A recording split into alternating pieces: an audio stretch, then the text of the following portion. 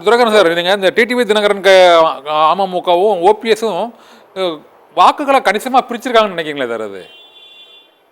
அது நிச்சயமா நீங்க தென் மாவட்டங்கள்ல அந்த மத்திய மண்டலம் டெல்டா மாவட்ட பகுதியில் ஒரு கணிசமான வாக்குகளை அவர்கள் பிரித்திருக்கிறார்கள். அதுதான் உண்மை. 10% இழந்திருக்கிறோன்னு எடப்பாடி சொன்னார்ல.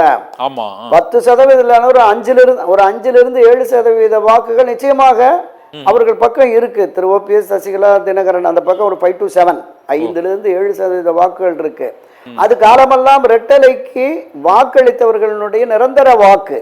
அந்த நிரந்தர வாக்குகளை நீங்க இங்க கொண்டு வந்துட்டா அப்ப ஆமா, அப்படி நிரந்தர வாக்குகளை இங்க ஒன்றிணைக்கிற பொழுது இந்த கட்சி 2026 வெற்றி பெறும் என்ற நம்பிக்கையோடு கூட்டணிக்கு கட்சிகள் வரும். அப்படி கூட்டணி வலுவாக அமைகிற பொழுது அது திமுகவுக்கு ஒரு மிகப்பெரிய போட்டியா அமையும். ஆனா இன்னைக்கு என்ன சூழ்நிலை?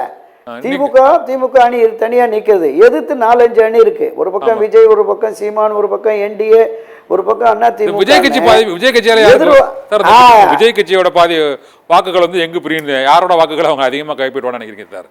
தாவேகா, தமிழக வெற்றி கழகத்தை இல்ல என்னை பொறுத்தளவுல விஜயனுடைய உண்மையான ரசிகர்கள், விஜயை மட்டுமே நேசித்து இன்று தாவேகாவிலே அணி சேர்ந்திருக்கிற அந்த வாக்குகள் மட்டும்தான் போகும்.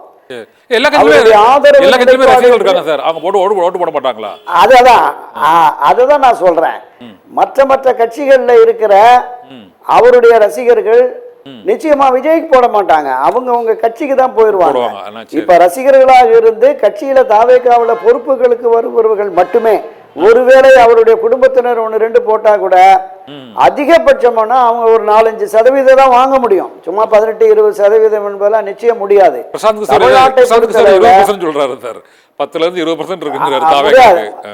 20% இருக்குன்னு சொல்லி ஒரு 200 கோடி ரூபா வாங்கிட்டு போறாரு, வியூக வகுப்புன்னு சொல்லி வாங்கிட்டு போயிடுவாரு.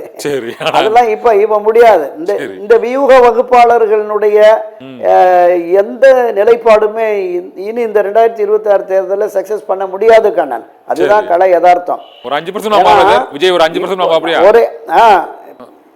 அவ்வளவுதான் வரும். அதிகபட்சமா ஒரு 5-6% பெறலாம், அவ்வளவுதான். ஏன்னா நீங்க இதை விடவும் மிகப்பெரிய அளவுல மக்கள் செல்வாக்கோடு இருந்த மதிப்பிற்குரிய மறைந்த விஜயகாந்த் அவர்கள், அவரு கொஞ்சம் கொஞ்சமா தான் 4%, 6%, 8%, 10% வந்தாரு.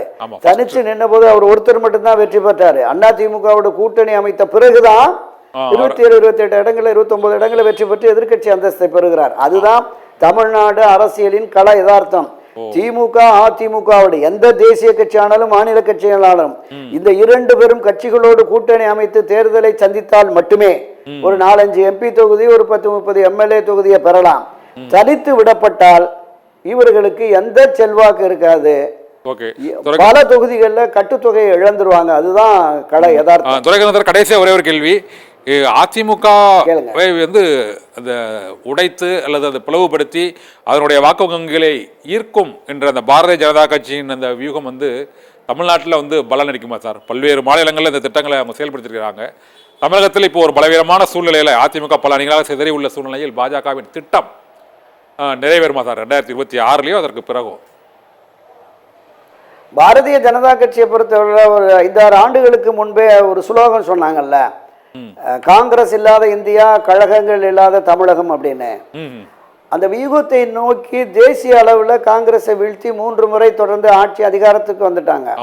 பல்வேறு வட மாநிலங்களில் அவங்க அங்க இருக்கிற லோக்கல் கட்சிகளை சிதைத்து உடைத்து அல்லது அவர்களை தங்கள் பக்கம் ஈற்று சில விஷயங்களை பண்ணினாங்க.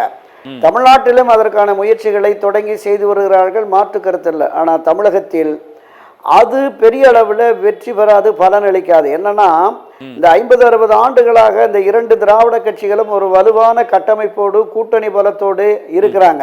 இந்த திராவிட கட்சிகளை வீழ்த்தி ஆட்சி அதிகாரத்துக்கு வருவோம் என்று களத்துக்கு வந்த யாராலும் வெற்றி பெற முடியல. தேமுதிக, பாமக, மற்ற கட்சிகள் ஒரு பெரிய கூட்டணி அமைச்சாங்கல்ல 2016 மக்கள் நல கூட்டணி. அப்படி 6 தலைவர்கள் விஜயகாந்த் முதல்வர் கேண்டிடேட்டா போட்டு முடியல. அதுதான் கலை யதார்த்தமாக இருக்கிறது. பாஜக தன்னுடைய வாக்கு வங்கி வாக்குவங்கியை அதிகரிச்சிருக்காது, எந்த மாற்று கருத்தும் இல்லை. இந்த முன்ன இருந்த தமிழ்நாட்டில் இருந்தார்ல இலகணேசன், பொன் ராதாகிருஷ்ணன், சிபி ராதாகிருஷ்ணன், கிருபாகரன், லட்சுமணன், அந்த மாதிரி தலைவர்கள் இருந்தாங்கல்ல, அவங்கெல்லாம் சித்தாந்த ரீதியில தத்துவார்த்த ரீதியில கட்சியை வழி நடத்தினாங்க. பெரிய அளவுல ஆதரவு இல்லை.